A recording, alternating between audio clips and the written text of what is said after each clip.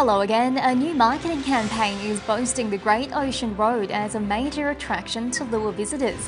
It focuses on the stories of our own extraordinary locals, including a Torquay fashion designer, Port Fairy musician and Aboriginal sand artist from Wollongong. The aim is to reach millions of people and deliver big benefits for local businesses. Corangamite's Killera Centre is set to host a renewable energy workshop. It'll cover everything from understanding your power bills to what a renewable future means for locals. Community energy leader Keith Raynard says as petrol prices become too expensive, switching to sustainable energy is a no-brainer.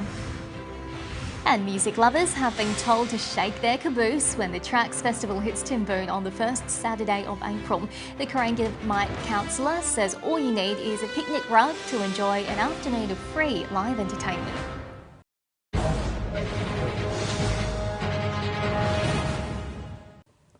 Hello again. A 40-year-old cold case is one step closer to being solved after a man in his 60s was charged over the murder of Bernie Williams. His body was found in the Macedon Ranges. He'd been shot dead in what police say was an execution-style killing. Police believe several people are involved. A $1 million reward is on offer to anyone that can provide details that leads to a conviction. A farm west of Echuca has had a close call after a grass fire took hold of a paddock. Fire crews attended the scene where they quickly extinguished the flames.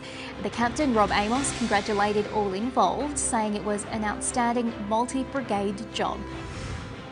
And 4 threatened bird species have been shot down in Lake Barbal only hours after the 2022 duck shooting season began.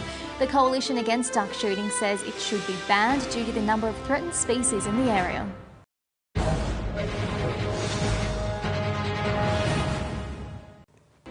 Hello again. ACT police are looking into burglaries at Gungahlon's Infinity Towers complex. The thefts have taken place over the past 2 months, with items stolen from storage cages and vehicles broken into. Police say there could be other victims who haven't reported their thefts and are urging them to come forward. The ANU is now making sexual consent training mandatory for all students. All students at residential halls and colleges will undergo 2 consent courses that'll then expand to include anyone enrolled at the university. And an investigation's underway after footage of what appears to be a group of protesters dismantling a Brumbies trap in Kosciuszko National Park was circulated on social media. The action group protests some elements of the government's Wild Horses Management Plan, which uses both euthanasia and rehoming methods to cull the population.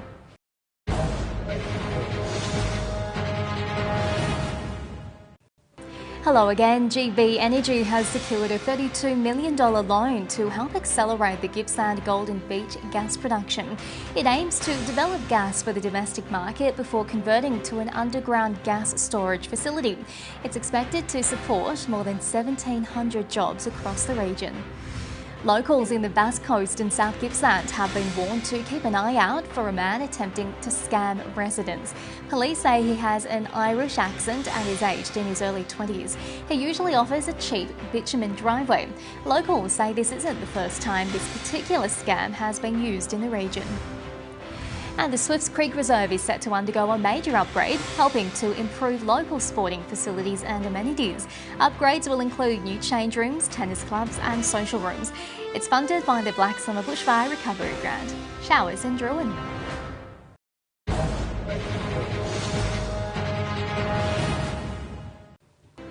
Hello again. 2 teens have been arrested following a school fire at Raymond Terrace. Emergency services were called to Irrawang Public School last night and found a demountable ablaze. Police say a number of other classrooms had been broken into and vandalised. A 14 and 15-year-old were arrested. The boys remain in custody. 18.5 tonnes of waste and several abandoned vehicles have been cleaned up in a costly exercise near the Cessnock Waste Centre. It cost the local council almost $90,000 to clear the rubbish.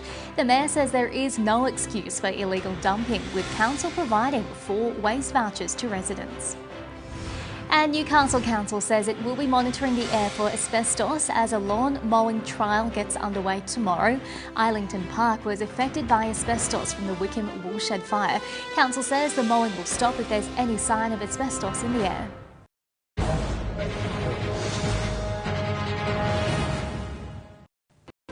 Good evening. Donations are pouring in for the family of a heroic father who drowned earlier this month while trying to save his children from a rip at Hines Beach on the south coast. Brad Coleman is believed to have suffered a heart attack in the water. A GoFundMe campaign has already raised more than $50,000. A woman has been arrested following a pursuit in Wollongong. Just after 1 p.m, police tried to pull a vehicle over on Mount Kira Road, but the female driver didn't comply. A short pursuit was initiated before the driver gave herself up. Charges are expected to be laid. And Dragon star George Burgess will reportedly be interviewed by police over alleged sexual touching allegations. The alleged incident happened in Mascot earlier this month, with a woman taking the matter to police last week. In a statement, the club says they're working closely with all parties as the matter is under police investigation.